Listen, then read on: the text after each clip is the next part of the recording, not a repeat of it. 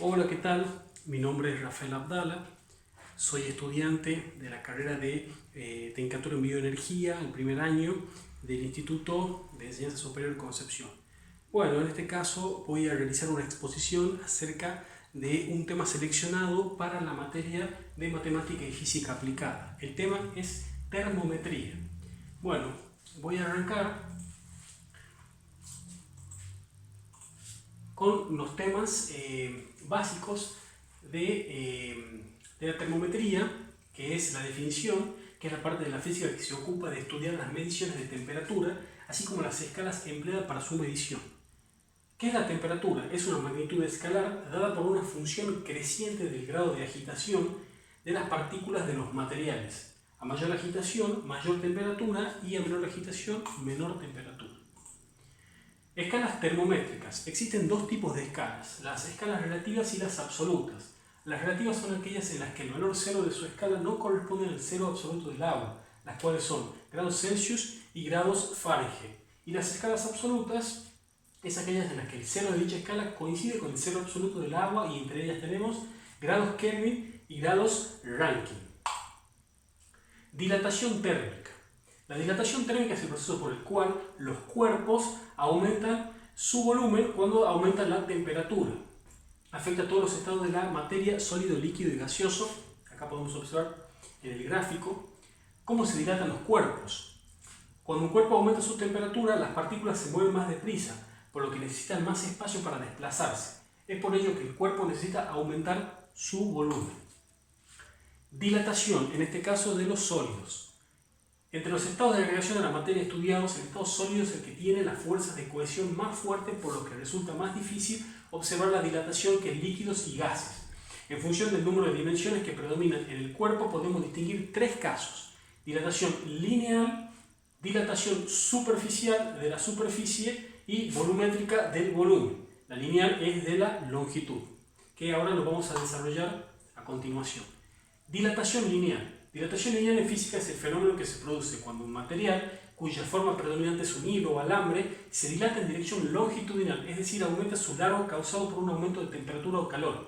Acá tenemos el gráfico, tenemos un material que puede ser una barra de hierro, en el cual, sometiendo a un aumento de temperatura, su longitud aumenta.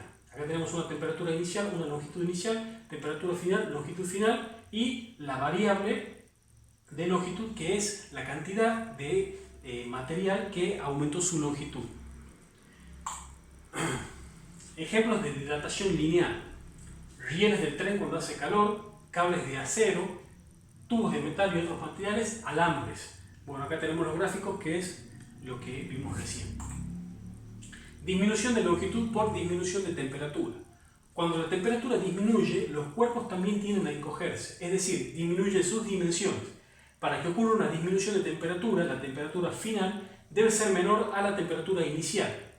Esto nos lleva a verificar que la diferencia será un número negativo. Las operaciones se harán respetando el signo, por lo tanto ocurrirá una disminución en la longitud debido a la disminución de la temperatura. Dilatación superficial. La dilatación superficial es el fenómeno térmico que se produce cuando un cuerpo o material experimenta un cambio en las dimensiones de su área superficial, causado por un aumento de la temperatura, es decir, aumenta el tamaño de sus dimensiones en 2. La dilatación superficial es más notable en cuerpos cuya forma geométrica predominante es plana y el aumento de la dimensión se nota más hacia los lados. En la siguiente figura tenemos una plancha metálica que se encuentra a una temperatura y a una superficie inicial, la cual se somete a una temperatura, a un aumento de temperatura, con una superficie final y una temperatura final, que obtenemos como resultado una variación superficial, que es cuánto el cuerpo aumentó su superficie.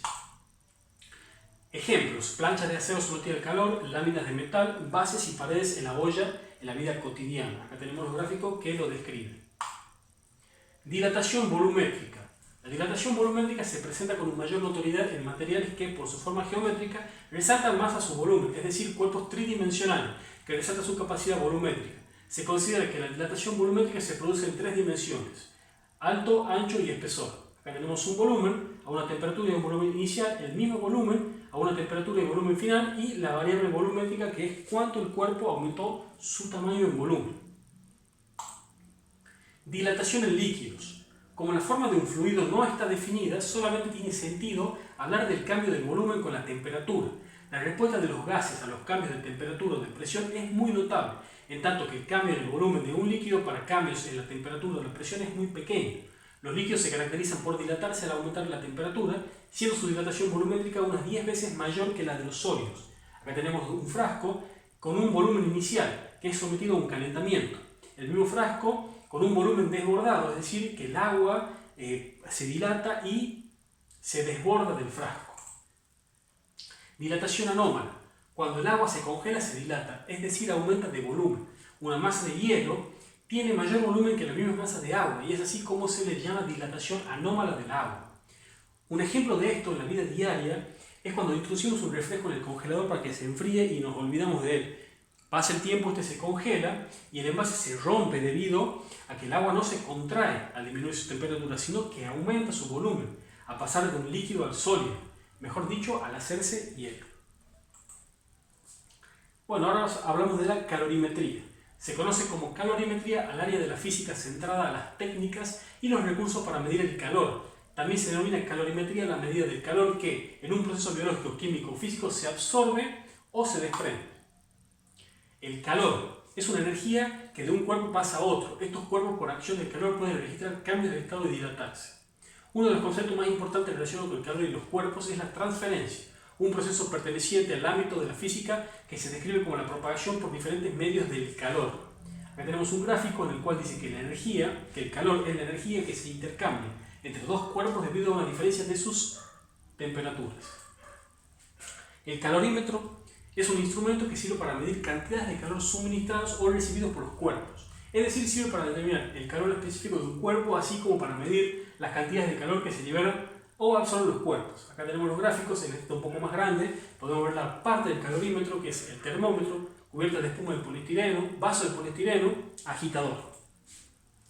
Caloría y calor específico. La caloría es la unidad de medida del calor. Se define como la cantidad de calor necesario que hay que aplicar a un gramo de agua destilada para que su temperatura aumente 1 grado centígrado. El calor específico es la propiedad de cada sustancia que nos indica su mayor o menor facilidad en aceptar calor o aumentar su temperatura. Evaporación y ebullición. Se trata en ambos casos de cambios de estado de líquido a vapor. En la evaporación el cambio es pausado en la superficie del líquido y a cualquier temperatura, mientras que en la ebullición el paso es tumultuoso en toda masa líquida y a una temperatura determinada, para una presión concreta llamada temperatura a punto de ebullición. Acá tenemos el gráfico. En la evaporación la presión del vapor es menor a la presión atmosférica. El vapor escapa del líquido a través de su superficie. Y en la ebullición la presión del vapor es igual a la presión atmosférica. Se forman burbujas de vapor en toda la masa del líquido. Y bueno, para finalizar hablamos de la conducción del calor. Es un proceso de transmisión del calor basado en el contacto directo entre los cuerpos sin intercambio de materia, porque el calor fluye desde un cuerpo de mayor temperatura a otro de menor temperatura que está en contacto con el primero. La conducción, acá tenemos un ejemplo, cuando colocamos una olla en una cocina, todo el calor de esa olla se transmite a través de los materiales de la misma hacia el mango y por conducción, por ejemplo, el mango también está caliente y si lo tocamos, bueno, corremos el riesgo también hasta de quemarnos. ¿Cómo se transfiere el calor? Por conducción, como vimos recién, radiación y convección.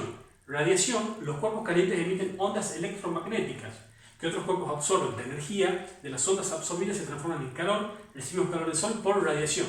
En la convección ocurre solo en líquidos y en gases. A diferencia que en la conducción es solo en los sólidos, las partículas en las zonas más calientes buscan absorber el calor aumentando su energía cinética alejándose. Otras partículas ocupan esas zonas y se repite el proceso.